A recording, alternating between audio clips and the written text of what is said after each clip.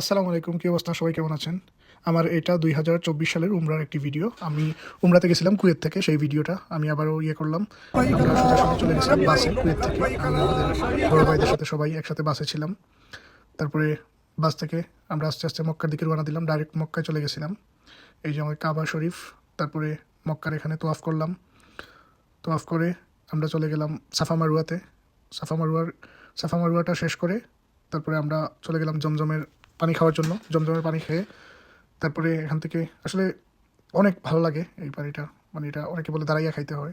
দেন আমরা উমরাটা শেষ করে মক্কার বাইর সাইডে চলে আসলাম। এই যে কলিক টাওয়ার না কি জানি বলে সেটা।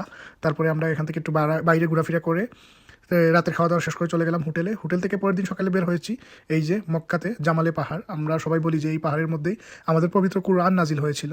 এই যে আমার ভাই এবং আমাদের কলকাতার একজন আঙ্কেল ওনাকে হেল্প করতেছে। তারপরে আমরা একটু এসে দাঁড়াইছি এখানে কবুতররা। উপর থেকে ভিউটা অনেক সুন্দর দেখা যায় মাশাআল্লাহ।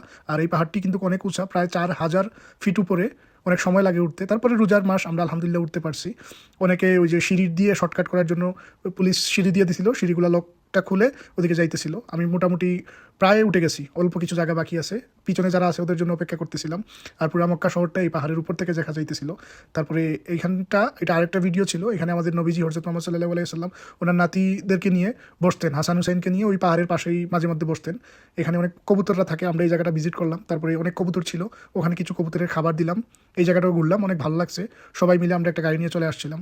যাক আলহামদুলিল্লাহ, আল্লাহ আমাদেরকে এখানেও আনার তৌফিক দিছে, আলহামদুলিল্লাহ। তারপরে আমরা ওইখানে কিছুক্ষণ সময় কাটাইয়া চলে গেছি আরাফাতের ময়দানে। এই যে আরাফাতের ময়দান, এইখানে আমরা ছিলাম। কিন্তু এখানে কিছু পাকিস্তানি এই লোকজন আছে, বেশিরভাগ পাকিস্তানি লোকজন। ওনারা এসে এখানে চুমা দিতেছে এই আরাফাতের ময়দানের এই ইয়াটাতে, যেটাই বলেন। তারপরে এটা শেষ করে আমরা মদিনাতে চলে আসছি, নবীজির রোজার এখানে।